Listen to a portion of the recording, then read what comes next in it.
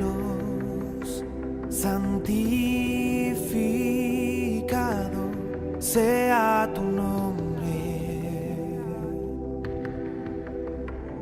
Que venga tu reino, que tu voluntad sea aquí como en el cielo. Y el pan nuestro, dánoslo. Y perdona. Muy amados hermanos, amigos, un gozo del Señor que juntos, ¿no? Podamos ir adelante en la gracia del Señor. Les invito a que ponga su atención para que compartamos la palabra del Señor. Creemos firmemente que le va a ser de toda bendición. Le invito a abrir las Escrituras en Primera de Reyes, hermanos. Primera de Reyes, capítulo 17. Leeremos ahí los primeros 9 versículos. Primera de Reyes, capítulo 17, versículo 1 al 9. Amén. Si ya lo tiene, vamos a compartir entonces la lectura de la palabra del Señor. En el nombre de nuestro Señor Jesucristo. Entonces Elías Tisbita, que era de los moradores de Galaad, dijo a Acab, al rey: vive Jehová Dios de Israel, en cuya presencia estoy, que no habrá lluvia ni rocío en estos años, sino por mi palabra. Y vino a él palabra de Jehová diciendo: apártate de aquí y vuélvete al oriente, y escóndete en el arroyo de Querit, que está frente al Jordán.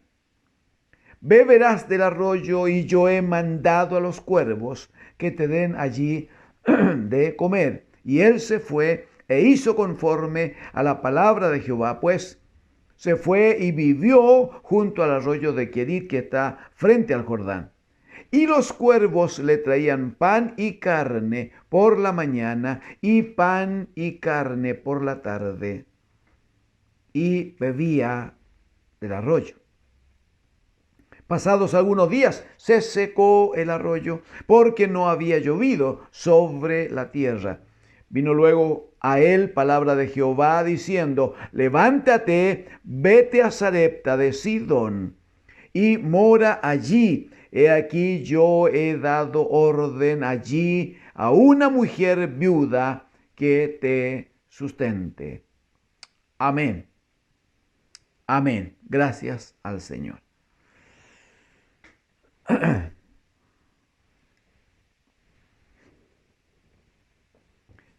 Creo haber dicho en alguna ocasión anterior, amados hermanos, que el ministerio profético de Elías se desarrolló en un ambiente muy hostil, muy duro. El Señor siempre levantó y ha levantado profetas, hombres que le aman a Él, que tienen fe y por lo tanto le obedecen en lo que Él tiene como palabra para su pueblo. Sin embargo, hay algunos que viven tiempos realmente difíciles, realmente difíciles. Cuando el Señor llama a Elías para que se constituya en su profeta, gobernaba allí en Israel este rey Acab, un hombre del cual la Escritura dice al final del capítulo 16, dice que era un hombre que hizo lo malo delante de los ojos de Dios, más que todos los reyes que estuvieron antes que él, más que todos lo hizo mal. Pero también dice que a esa actitud que había en su alma, una actitud de pecado y de desagradar a Dios, dice que sumó el pecado de unirse en matrimonio con una mujer pagana, con Jezabel, una mujer que era hija del rey de los Sidonios y que ella misma era profetisa de Baal. El ambiente entonces de que se hizo rodear a Acab, claramente no era en nada bueno para acercarse al Señor. Más bien, él iba estableciendo muros de paganismo, muros de idolatría que lo alejaban y que lo separaban del Señor. En esa circunstancia y ante este hombre que gobernaba es que el Señor levanta a Elías. Y como era tanto el pecado que había allí en Israel, a causa de este rey que gobernaba y su mujer, entonces viene palabra del Señor a través del profeta Elías. Y como hemos leído, la palabra, según el capítulo 17, verso 1, la palabra del Señor para Acab es por Elías. Dice en el capítulo 17, verso 1, vive Jehová, dice, Dios de Israel. O sea, la palabra que te traigo es así de segura, como no está en duda que Dios vive como Señor del cielo y de la tierra. Dice, vive Jehová Dios de Israel, en cuya presencia estoy, que no habrá lluvia ni rocío en estos años, sino por mi palabra. O sea, permítame decirlo de esta manera. Esta es la palabra que traigo de Dios. La palabra dice que comienza ahora. Un tiempo de sequía tan terrible que no habrá lluvia, tampoco habrá rocío en las mañanas, ni siquiera rocío. ¿Hasta cuándo? Hasta que yo vuelva a traerte una palabra de Dios.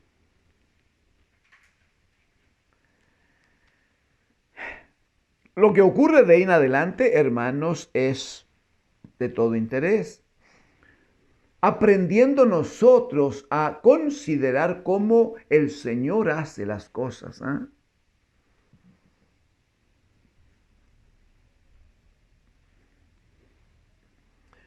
Bueno, el Señor espero nos dará oportunidad de ver pronto cómo es que esta palabra de sequía se cumple. Y Israel vivió más de 3 años, aproximadamente 3 años y medio. Los vivió en una sequía increíble.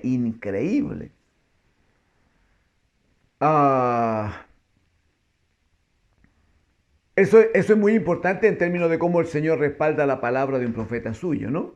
Si un hombre se compromete con el Señor y obedece la palabra del Señor, aún en ambientes hostiles, como los que vivía Elías, si hay palabra de Dios, la palabra del Señor se cumplirá absolutamente y de todas maneras. Jesucristo lo explicará más adelante y dirá él que va a pasar el cielo y va a pasar la tierra, pero su palabra claramente no va a pasar, porque Dios es fiel a su palabra, porque Él no cambia y no tranza nunca. Pero también necesitamos observar la forma en que Dios se relaciona con Elías en este tiempo de tanta dificultad. El Señor le dice a Elías, una vez que le ha entregado la palabra al rey Acab, el Señor le dice a Elías que vaya y huya, vaya y se esconda.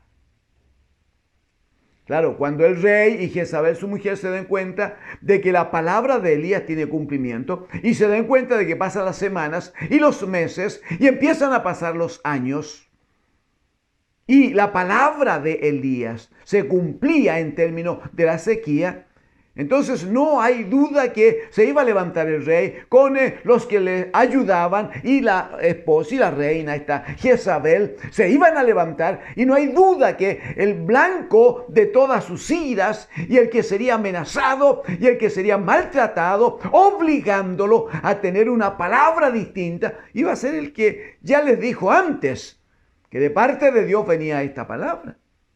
No hay duda que iba a ser perseguido Elías, ¿qué duda hay? No hay duda que fue buscado. ¿Sabe lo que hace el Señor? Examinaba algo mientras leía esto. Uno casi siempre dice, bueno, pero el Señor tiene poder para, si es necesario, hacerme invisible ante alguna situación. Sí, pues yo creo que Dios tiene poder para eso y mucho más. ¿Pudo haber hecho invisible a Elías o no? Claro, pudo haber, no sé, haberle dejado caer el Señor un carro en el que ya Elías no anduviera a la altura de los demás, sino que se movilizara solo allá arriba y nadie lo pudiera alcanzar, no sé. Pero Dios no anda haciendo cosas así tan increíbles, solo para mostrar que Él tiene poder. No. El que a Dios se acerca, crea que le hay y que Él es galardonador de los que le buscan. Sí, pero para alcanzar el galardón, dirá el apóstol Pablo a Timoteo, si es un soldado, tiene que vivir de tal manera que agrade al que lo tomó por soldado. Si es un atleta, debe conservar las normas y la disciplina que están establecidas en el código dentro del cual se desempeña. Tiene que correr legítimamente, dice. Si es un labrador de la tierra, dice, bueno, para que el labrador recoja el fruto, necesita trabajar primero, hay que esforzarse primero, hay que sufrir primero. Y Dios no es de aquellos que Él anda trastornando los tiempos así como por diversión. Él no anda cambiando la forma de vida así como porque a Él le agrada y lo encuentra bueno. No es así el Señor. Él desarrolla una normalidad. Él desarrolla los tiempos y las sazones según su sola potestad. Él lo hace de esa manera. Seguramente usted va a recordar, capítulo 4 de Mateo, Satanás se presenta delante del Señor Jesucristo y le dice, si eres hijo de Dios, di que estas piedras se conviertan en pan. ¿Lo recordará? ¿Y qué hace el Señor Jesucristo ante el atrevimiento del maligno? Él no dice, bueno, mira que hay una buena oportunidad, yo voy a probarle a Satanás que yo soy el Hijo de Dios y voy a hacer lo que me está indicando. No, porque el bendito Hijo de Dios no trastornará el orden normal que el Padre ha establecido para alimentar a sus hijos. El Señor había dispuesto que primero se tira la semilla de trigo al suelo. Antes se trabaja la tierra. Eso es primero. Luego se tira la semilla. Luego se espera que salga la plantita, que crezca, que madure, que traiga el fruto. Y cuando el fruto está maduro, a su vez, recién entonces se ciega, ¿no?, aquella espiga madura, y recién entonces se dispone la posibilidad de tomar del trigo la harina y de la harina el pan para comer. El Señor Jesucristo nunca estuvo dispuesto a trastornar el orden que el Padre había dispuesto así para obedecer y hacer la voluntad del maligno. De esa manera el Señor mantiene su orden, de esa manera el Señor procede. Y pudo hacer tantas cosas con Elías. Él pudo en ese tiempo haberlo transportado temporalmente, pero no lo hace el Señor. No lo hace el Señor. Si Él no tiene un claro objetivo para un milagro, si el nombre de Cristo no ha de ser exaltado en un milagro, el Señor no hará milagro entonces. Hemos tratado de conversar con la iglesia más de una vez. Si viene un vecino, incluso un pariente que no conoce al Señor, viene corriendo, oiga, ustedes que están cerca de Dios, oren porque mi tía, mi abuelita, la esposa o el niño está grave, está enfermo, necesitamos que Dios haga una obra, haga un milagro, necesitamos que lo haga, oren por favor. Y algún hermanito o hermanita con buena intención, sin mucho entendimiento, entonces corre a la iglesia y dice a la iglesia, hermanos, oremos porque el Señor tiene que sanar al niño, a la abuelita, a la tía, al que esté enfermo. La pregunta es, ¿por qué tiene que sanarle el Señor? ¿Por qué? Porque Dios es poderoso, sí. Pero si Él no sana a ese enfermo, sigue siendo poderoso. No, porque Dios es amor, sí, pero si Dios no sana a ese niño, a esa abuela, a esa tía, Él sigue siendo amor. Porque su esencia, su naturaleza es que Él sea amor. No andamos nunca probando a Dios si Él es o no es de cierta manera. Entonces, ¿qué es y cómo se instruye a la iglesia? Si un vecino, un pariente, alguien conocido necesita un milagro del Señor, debe reconocer que el más grande milagro que nuestro bendito Dios y Padre hace es cambiar el alma, es cambiar la vida de todo hombre para que él tenga posibilidad de vida eterna y herencia en el reino de los cielos. Entonces, ¿qué hace el hermano? Escucha al vecino o escucha al pariente y le exhorta a que él venga, reciba la palabra, entregue su vida al Señor. Y cuando está en condición de hijo, es muchísimo más fácil que el padre atienda el llamado de su hijo, a que atienda el llamado de un desconocido que no es parte de la casa. Cada vez que el Señor Jesucristo sanó a un enfermo, la enfermedad que fuera, lepra, lo que fuera, Él les dijo, tu fe te ha salvado. Y cuando ellos venían, no venían buscando salvación del alma, no, querían resolver su problema de enfermedad. Sí, pero el Señor estableció el orden y les decía, tu fe te ha salvado. Y claramente luego se manifestaba la sanidad de sus cuerpos, la sanidad de su vida. Y hay testimonio de cómo los hombres que habían estado enfermos, otros endemoniados, cómo salían luego anunciando que Jesucristo es el Señor. Porque su alma había sido tratada primero. Es el orden que el Señor tiene para que su iglesia proceda, actúe conforme a su voluntad. En este caso, entonces, el Señor no busca hacer un milagro extraordinario para mostrarle a Elías que le está acompañando, que le respalda. No, le dice, mira, huye. Huye porque te van a perseguir, porque te van a querer matar. Huye y escóndete en el arroyo de Querit. Y le dice el Señor, mire, por favor, aquí sí que hay milagro, ¿o no? Yo he mandado los cuervos. Ay, qué cosa tan linda, ¿no?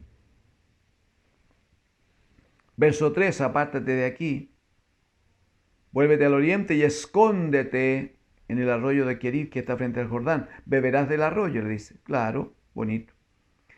Y agrega, yo he mandado a los cuervos que te den allí de comer. Yo he mandado a los cuervos. En el 5, se fue Elías e hizo conforme a la palabra del Señor. Pues se fue y vivió junto al arroyo de Querit que está frente al Jordán. Y mientras vivió allí un tiempo, dice, los cuervos le traían pan y carne por la mañana, pan y carne por la tarde, y bebía del arroyo, pan y carne. Los cuervos trayéndole carne a Elías. Cuando algo hemos entendido y aprendido, que los cuervos se alimentan ellos de carnes. Sin embargo, le traían pan y carne a Elías, el profeta de Dios. Interesante, dice que todos los días, por la mañana y por la tarde, le traían el pan y la carne. Qué hermoso que cada mañana le llegaba pan del Señor a Elías. Igual, hermanos, igual que en el desierto el pueblo de Israel cada mañana recibía el maná, recibía el pan del cielo cada mañana. Pero si me permite decir, igual como ustedes, por gracia de Dios, y yo, todos nosotros, pero igual como usted durante 8 meses, diariamente ha recibido la palabra del Señor. Y muchos, para gloria del Señor, tenemos testimonio. Muchos, cada día han abierto con nosotros las Escrituras y cada día se han alimentado de la palabra del Señor. Y cada día su fe ha sido fortalecida. Y cada día se ha manifestado la gracia del Señor. Gracia que viene por la palabra del Señor. Bendito es el Señor entonces. Sin embargo, mire cómo sigue operando el Señor de una manera que a veces es extraña, es difícil. Uno dice, bueno, si tenemos un Dios tan re grande, ¿por qué no mueve los dedos así un poquito? O dice algo, o mira, o hace un gesto, y se produce así un milagro tremendo que todo el mundo quede con la boca abierta. Mire cómo lo hace el Señor. El versículo 7 dice, pasado algunos días, se secó el arroyo. Hermano. Y más encima dice que se secó el arroyo porque no había llovido. ¿Qué le costaba a Dios el Señor? ¿Qué le costaba al Señor? Mantener el arroyo con agua, aunque no lloviera. ¿Podía o no podía hacerlo el Señor? ¿Qué le costaba? Sin embargo, porque no había lluvia, el arroyo también se secó. Entonces, ahí viene de nuevo aquel entendimiento que el Señor nos da por su gracia. La Escritura va a decir que Dios, nuestro bendito Padre, en su gran misericordia, dice que cada día Él hace salir el sol sobre buenos y malos. No hace acepción. Y cuando hace llover sobre justos e injustos. No hace diferencia. Aquí había sequía y ni el profeta se libró de la sequía. Ni el profeta. Porque Dios nuestro Padre no hace acepción de personas. Pero Él provee para los suyos. Pero Él provee para sus hijos. Pero Él provee para los que están dispuestos a oír su voz y hacer su voluntad. No hay duda. Entonces viene palabra del Señor a Elías por segunda vez. La primera vez cuando le dice, ve y huye al arroyo de Kerit. Y bueno, vas a tomar agua del arroyo y yo enviaré los cuervos que te traigan pan y carne. Muy bien. Ahora vuelve el Señor a hablar con Elías y le dice, mira, se acabó el agua del arroyo. Eso es lo normal. Eso es lo que corresponde, porque si no ha llovido, entonces todos los lugares donde había agua se secan nomás, pues se secan. Pero su siervo, amén, pero su profeta, imposible que quedara abandonado, imposible.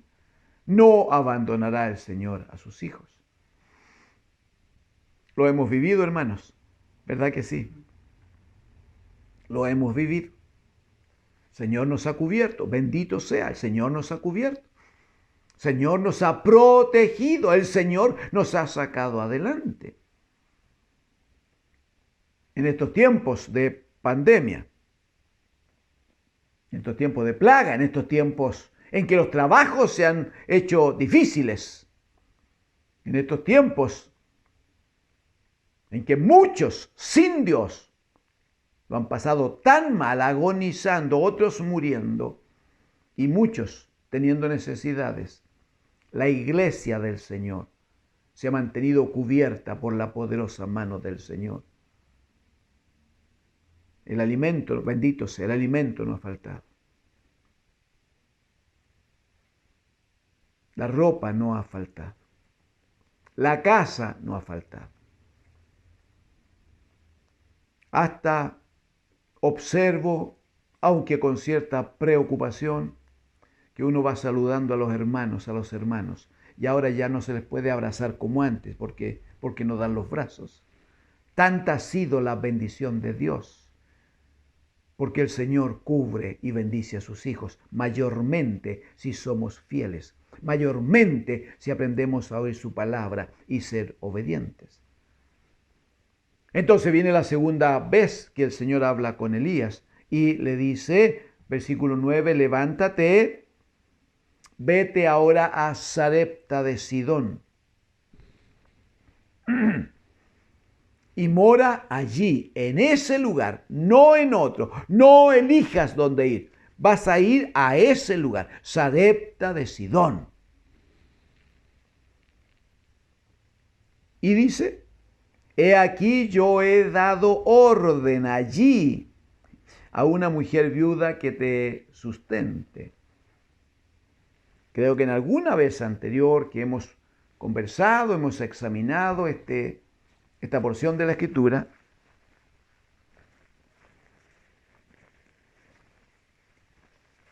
es probable que yo haya dicho, insisto, antes este mismo comentario que repito ahora. Si el Señor tenía preparada una viuda en Sarepta de Sidón para que alimentara a Elías, obviamente tenía que ser una viuda que cumpliera los requisitos. Seguramente una viuda con una enorme casa. Seguramente dentro de la casa tenía absolutamente todo guardado, tendría sus propios arroyos personales, tendría sus propias maquinarias, sus propias siembras, en una enorme casa, una hacienda, no sé, una viuda ahí que tenía. Porque esa viuda, dijo el Señor, yo he mandado que esa viuda te alimente. Entonces, ¿qué hace Elías?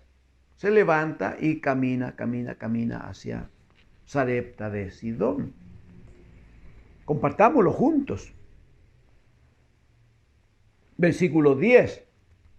Entonces, Elías, se levantó y se fue a Sarepta.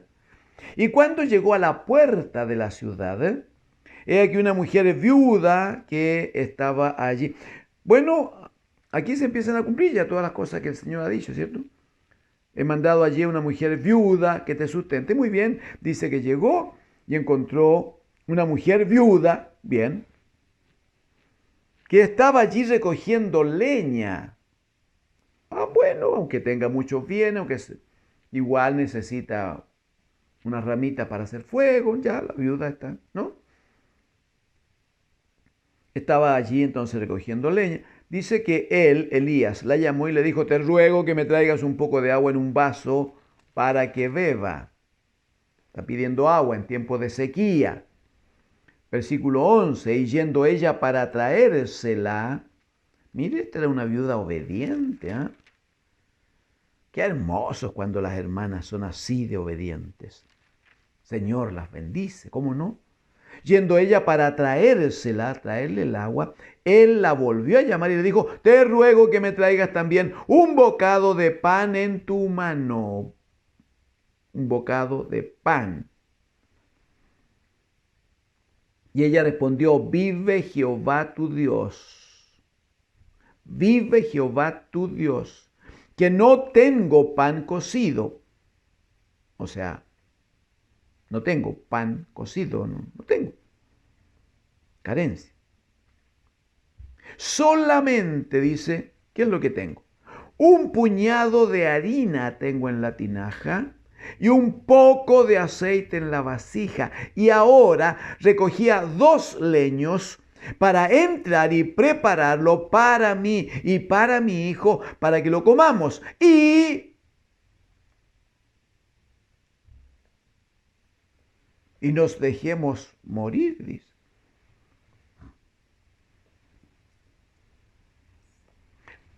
Permítame preguntarle, ¿le parece que esta es la viuda que tenía que dar de comer a Elías?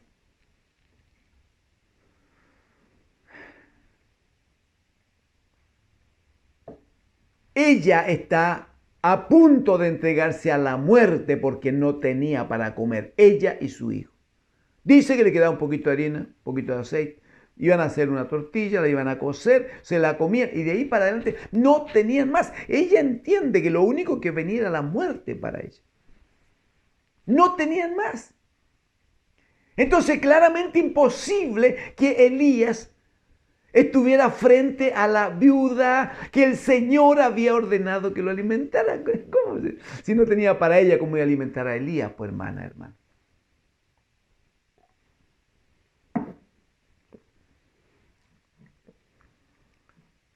¿Qué opciones tenemos? Primero, se pudo haber equivocado el Señor, a lo mejor. ¿Se habrá equivocado? O Elías está frente a una viuda que no es. Entonces tiene que decirle a la mujer, disculpa, me equivoqué, lo siento, voy a ir a buscar a otra viuda. Aquella viuda que tenía recursos, que tenía dinero, que tenía todo para alimentar a Elías.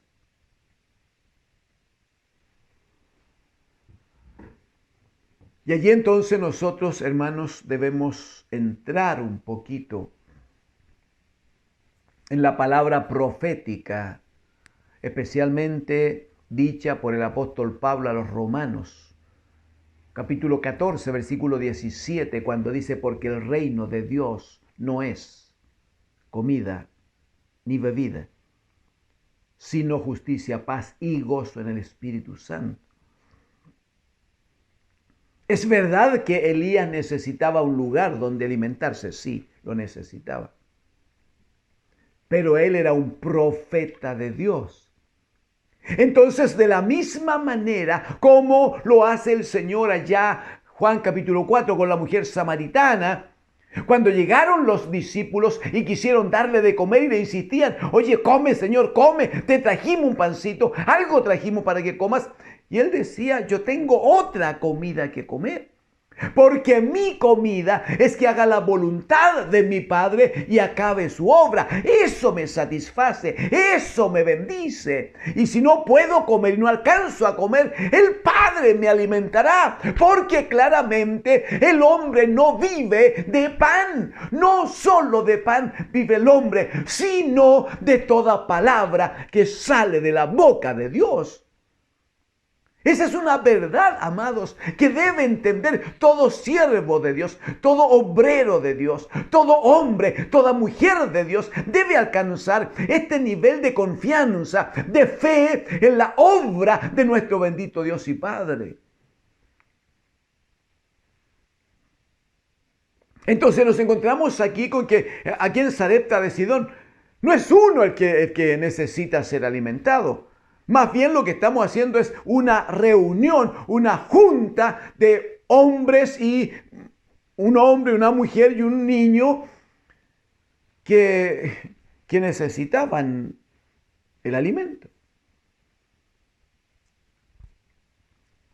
Entonces, yo no sé si Elías se quedó a hacer un análisis, a revisar la cosa, o simplemente iba escuchando la voz del Señor cada día, e iba actuando y procediendo.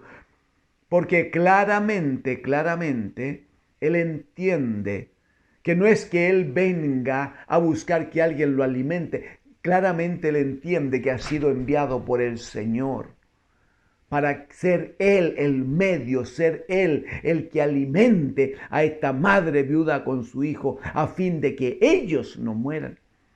Elías era un hombre de Dios. Él tenía garantizada la vida, porque aunque no comiera pan, el Señor lo iba a alimentar. Su palabra le iba a bendecir. ¿No lo hizo acaso el Señor con Moisés cuando estuvo en el monte Sinaí 40 días y 40 noches? Y expresamente dice la Escritura, no comió pan y no bebió agua. No la necesitaba, no necesitaba el pan. Estaba frente al Dios de los cielos y su palabra le alimentaba. Su palabra le daba vida cada día, hermano. Entonces no era Elías el que tenía necesidad, no era Elías el que tenía que buscar quien lo alimentara. Él tenía quien lo alimentara. Capítulo 7 de Mateo.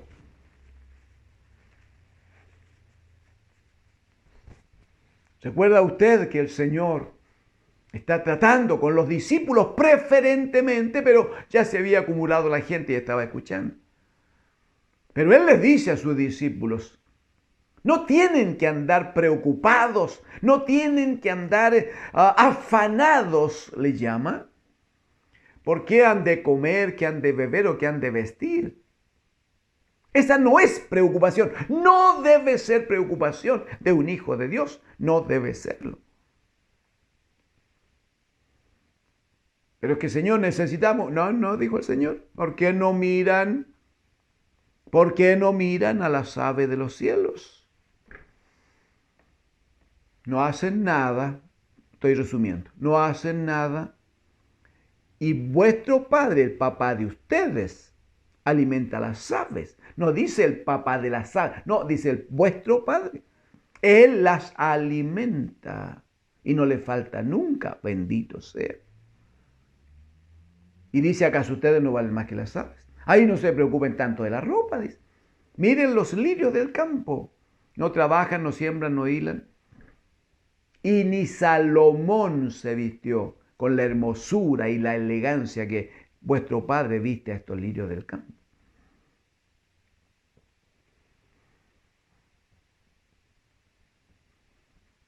Qué hermosa experiencia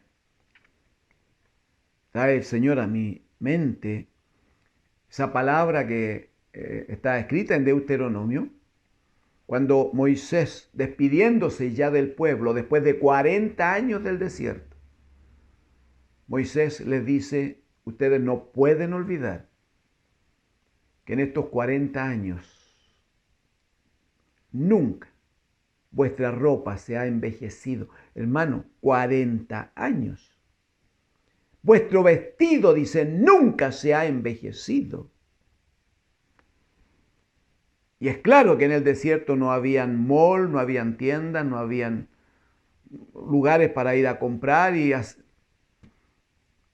salieron y esperaron en lo que el Señor les iba a dar.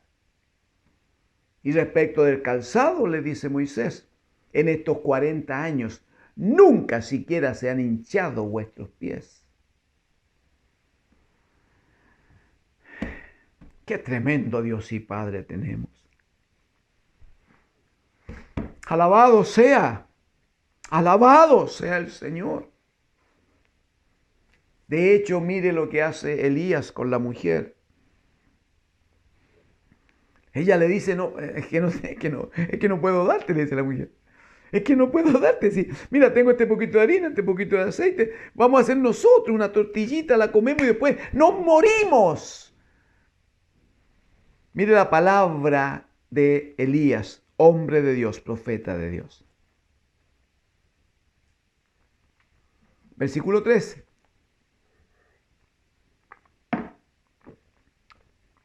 Versículo 13. Elías le dijo, no tengas temor, primera cosa. No tengas temor, ten paz. Amén. Ve, haz como has dicho, pero hazme a mí primero de ello una pequeña torta cocida. A mí primero una pequeña torta cocida debajo de la ceniza. Y tráemela. Y después harás para ti y para tu hijo. Parecía como poquito incorrecto el profeta, poquito desatento. ¿Cómo estaba preocupado de él? Pero mire por favor la palabra de Dios a través del profeta. Verso 14, porque Jehová, Dios de Israel, ha dicho así, la harina de la tinaja, amén, no escaseará, ni el aceite de la vasija disminuirá, hasta el día en que Jehová haga llover sobre la faz de la tierra. La mujer dice que hizo así y dice que fueron alimentados durante todo el tiempo que hubo sequía. La pregunta es, ¿quién alimentó a quién? ¿Quién le salvó la vida a quién? El que da vida es nuestro Dios y Padre y la da a través de su palabra. El que alimenta es nuestro Dios y Padre y lo hace a través de su palabra. Hermanos, no necesitamos como hijos de Dios. No necesitamos andar buscando la viuda rica, permítame usar la figura. No necesitamos andar buscando la viuda rica que nos alimente. No hay que andar buscando el partido que ofrece mejores soluciones para la vida, para los salarios, para el trabajo o para la comida. No hay que andar buscando quién es la solución de los problemas que aquí existen. Hermano amado, si lo que hoy pasa está todo bajo la poderosa mano de Dios, si lo que hoy ocurre el Señor lo tiene controlado y sujeto, hermano amado, si no hay ninguna enfermedad, mucho menos una pandemia que ocurra, sin que nuestro Dios y Padre lo tenga todo dispuesto, sujeto y controlado bajo su voluntad. Así como Acab, hermanos, así como Acab hacía tanto pecado delante de Dios, y Dios le mandó sequía a él y a su pueblo por idólatras y por desobedientes, el Señor en su autoridad, Él permite cosas como esta pandemia, porque el hombre hoy día se ha olvidado de Dios. Porque el hombre hoy día vive en su propio deleite. Romanos capítulo 1, a partir del verso 18 en adelante, va a decir que el hombre vive solo, bajo la acción del pecado del maligno. Se han olvidado de Dios. Por eso dice que Dios se ha olvidado de los hombres y provoca situaciones que necesariamente esperamos ayudar a que los hombres se arrepientan y vengan al Señor. Pero quienes conocemos al Señor, usted y yo, hermanos, este es un hermoso tiempo para tomarnos del Señor, para afirmarnos del Señor. Este es el tiempo de decirle: Señor, pon en mí una palabra para bendecir a los que están hambrientos, a los que están sedientos. Porque si no tienen a Cristo el Señor en sus vidas, no tienen un verdadero pan para comer y no tienen un agua limpia y pura que les pueda saciar la sed. Pero usted y yo, por la gracia de Dios, tenemos pan y tenemos agua permanente, porque el bendito Dios de los cielos, por su Espíritu Santo, vive en nuestras vidas. Y el Señor se lo dijo a la samaritana: el que bebiere del agua que yo les daré, no solo saciará su sed, sino que será en él una fuente de agua que salta para vida eterna. Bendito, bendito es el Señor. Sean todos ustedes bendecidos, hermanos. En el nombre del Señor les invito a disfrutar la bendición que tenemos del Padre con que contamos y a gozarnos en la palabra que el Señor nos ha dado, pues su palabra es verdadero pan y su palabra es verdadera agua, agua de vida. ¿Quiere que demos gracias juntos al Señor? Por su amado Hijo, Señor, le damos gracias. Por su amor y misericordias le alabamos. Le reconocemos como el Señor. Damos a ustedes, Señor, toda honra y toda gloria por siempre. En el nombre de Jesús, en el nombre de Jesús, Padre, bendiga la vida de su iglesia y fortalezca nuestra fe, rogamos. En el nombre de Jesús, Padre, atienda a su iglesia. En el nombre de Jesús. Amén. Te adoramos. Alzamos hoy tu nombre en alto.